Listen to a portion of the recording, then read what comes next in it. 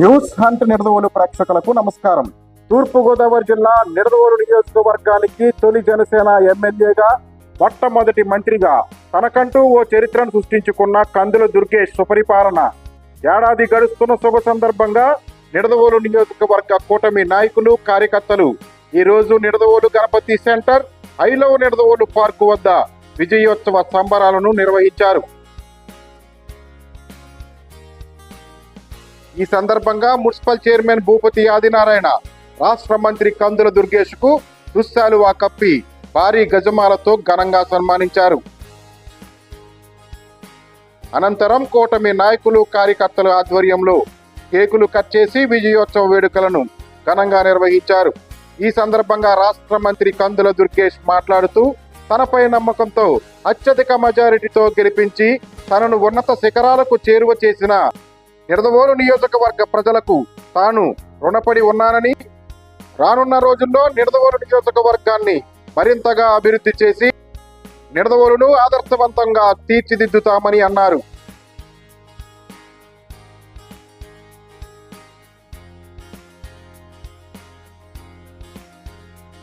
ఈ విజయోత్సవ సంబరాలలో పాల్గొన్న ప్రతి ఒక్కరికి ఆయన పేరు పేరున ధన్యవాదాలు తెలియజేశారు.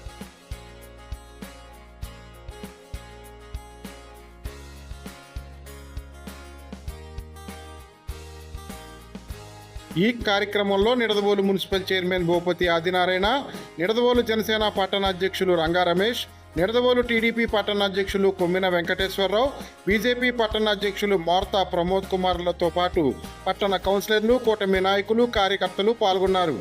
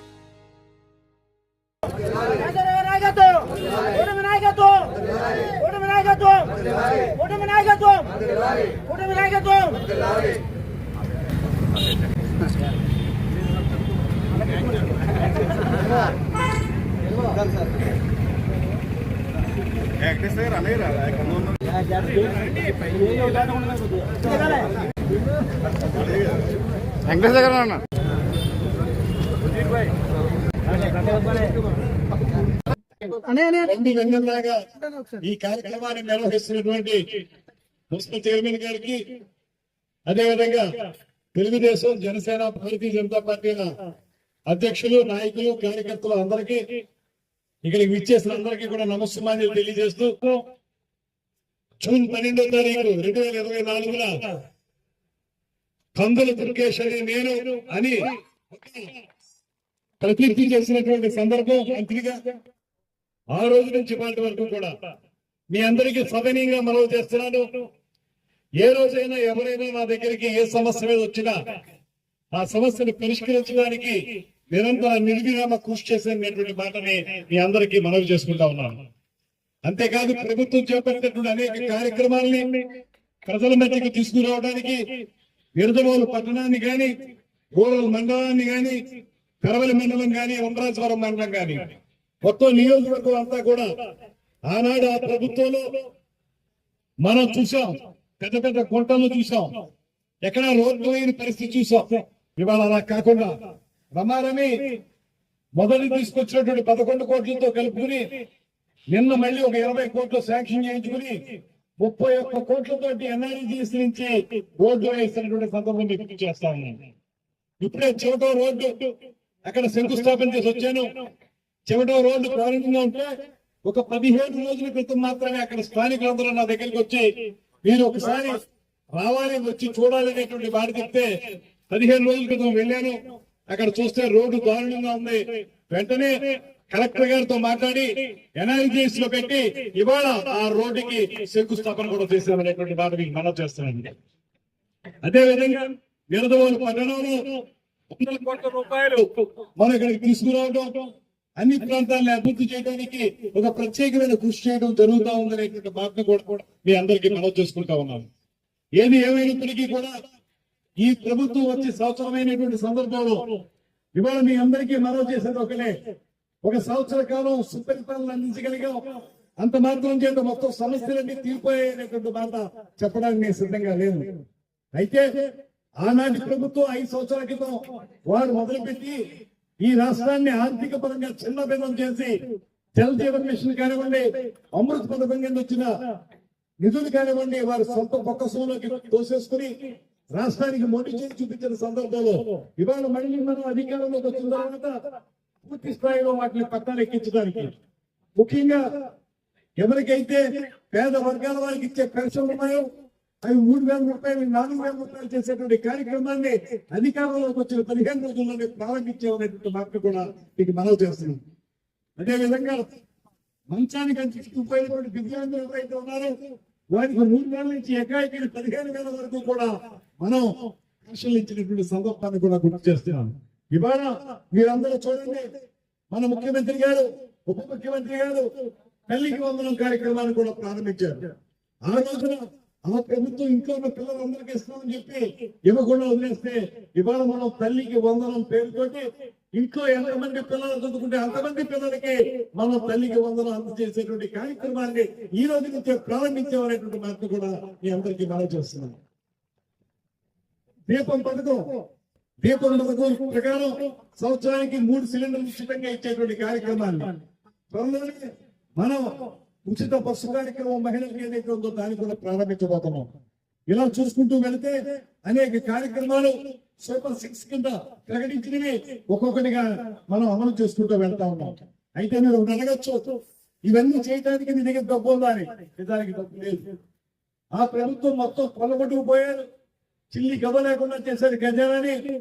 అయినప్పటికీ కూడా బాగా దూరదృష్టితో ఆలోచించగలిగేటువంటి పరిపాలనా దక్షుడైనటువంటి ముఖ్యమంత్రి చంద్రబాబు నాయుడు గారి రూపంలో మనకు ఉండటం, ఆయనకు సహకారంగా పేద ప్రజల కంట కన్నీరు తొలగే లక్ష్యంగా రాజకీయాల్లోకి వచ్చినటువంటి పవన్ కళ్యాణ్ గారు ఉప ముఖ్యమంత్రి రూపంలో ఉండటం, వీరిద్దరి పైన నరేంద్ర మోడీ గారు ప్రపంచంలోని గొప్ప పేరు తెచ్చుకున్నటువంటి నరేంద్ర మోడీ గారు ఉండటం, ఈ ముగ్గురు కలిసి నడుపుతున్నటువంటి కూటమి ప్రభుత్వం ఇవాళ మీరు చూస్తూనే ఉన్నారు. కేంద్ర ప్రభుత్వం ఇచ్చే సహకారం మన కళల రాజధాని అయినటువంటి అమరావతిని నిర్మించడానికి కానీ, అదేవిధంగా మనకి ఏవైతే పోలవరం ప్రాజెక్టు మన ప్రాంతానికి చీమగల్లగా ఉందో ఆ పోలవరం ప్రాజెక్టు పూర్తి చేసుకోవడానికి కానీ కేంద్ర ప్రభుత్వ సహకారం చాలా అద్భుతంగా లభిస్తుంది. దాంతో పాటు ఎన్ఆర్జీ ద్వారా గ్రామాల్లో రోడ్లు వేయడం, త్వరలోనే ట్రైన్లు కూడా ప్రారంభిస్తాం. దాంతో పాటు అమృత్ పథకం కింద పట్టణంలో కూడా గోదావరి జలాన్ని ఇంటింటికి తీసుకెళ్లే కార్యక్రమాన్ని కూడా రాబోయే రోజుల్లో మొదలు పెట్టడానికి సంసిద్ధులుగా ఉన్నాం. దాంతో పాటు మనకి 30 పడకల ఆసుపత్రిగా ఉన్నటువంటి నిడదవోలు హాస్పిటల్ ని అతి త్వరలోనే 100 పడకల హాస్పిటల్ గా మార్చడానికి కూడా ప్రయత్నం చేస్తా ఉన్నాం అనేటువంటి వాటిని మనం చేస్తా ఉన్నాం. మనకి స్టేడియం కావాలి, నిడదవోలుకి స్టేడియం లేదు, ప్రతి నియోజకవర్గంలో స్టేడియం ఇవ్వాలనేటువంటి డిమాండ్ దృష్టిలో పెట్టుకుని ముఖ్యమంత్రి గారు ఇచ్చినటువంటి హామీ మేరకు త్వరలోనే స్టేడియాన్ని కూడా సంపూర్ణంగా రూపుదిద్దడానికి ప్రయత్నం చేస్తా ఉన్నాం. ఐలో నిడదవోలు అనేటువంటి ఈ ప్రాంతం ఏదైతే ఉందో ఇక్కడ దీన్ని సాయంత్రం అయ్యేటప్పటికీ 10 మంది వచ్చి కూర్చుని ఆహ్లాదభరితంగా కార్యక్రమాలను నిర్వహించుకునేలాగా, దాంతో పాటు కొన్ని సాంస్కృతిక కార్యక్రమాలకి ఏర్పాటు చేసే విధంగా చైర్మన్ గారితో నేను చర్చించడం జరిగింది. ఏమైనప్పటికీ కూడా ఒక పక్కన పట్టణ ప్రాంతమైనటువంటి నిడదవోలుని, అదేవిధంగా గ్రామీణ ప్రాంతాలైనటువంటి 3 మండలాలని కూడా సర్వోచితంగా అభివృద్ధి చేయడానికి చాలా ప్రణాళికలతో ముందుకు వెళ్తా ఉన్నాం. మిమ్మల్ని అందరినీ కోరేది ఒకటే, ఇక్కడ వచ్చినటువంటి కార్యకర్తలు నాయకులు మాత్రమే కాదు, ఇక్కడ ఉన్నటువంటి షాపుల నుంచి చూస్తున్నటువంటి ప్రజానికి అందరికీ కూడా ముకులిత హస్తాలతోటి మనం చేసుకుంటా ఉన్నాం. మీ యొక్క ఆశీర్వాదం ఇవ్వండి, మీ చల్లని చేతులతోటి మాకు దీవెనలు ఇవ్వండి.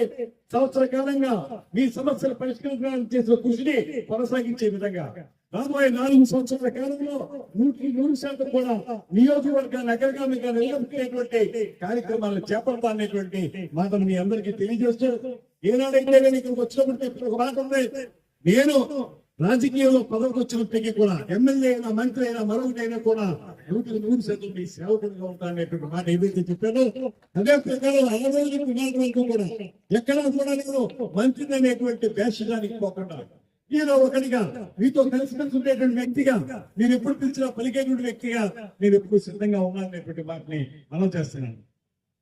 దాంతో పాటు ఇవాళ మనకి నిరంతరం పట్టణంలో పవన్ కళ్యాణ్ గారి యొక్క ఆశయాలు నచ్చి, పవన్ కళ్యాణ్ గారి యొక్క రాజకీయ విధానాలు నచ్చి మన నిడదవోలు మున్సిపాలిటీ పూర్తిగా చైర్మన్ గారి ఆధ్వర్యంలో మన జనసేన పార్టీలో జాయిన్ అవడం అనేటువంటిది ఒక మంచి కార్యక్రమం అనేటువంటి మాట కూడా మీ అందరికీ బాగా చేస్తున్నాను.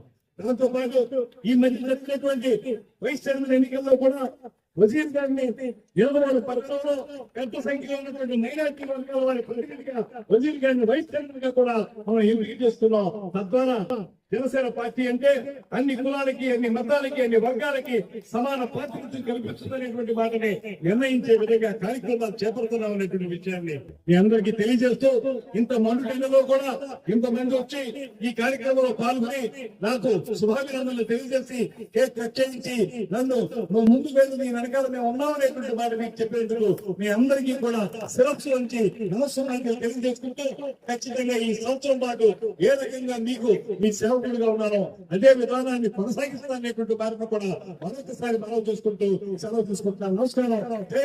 జై కూటమి.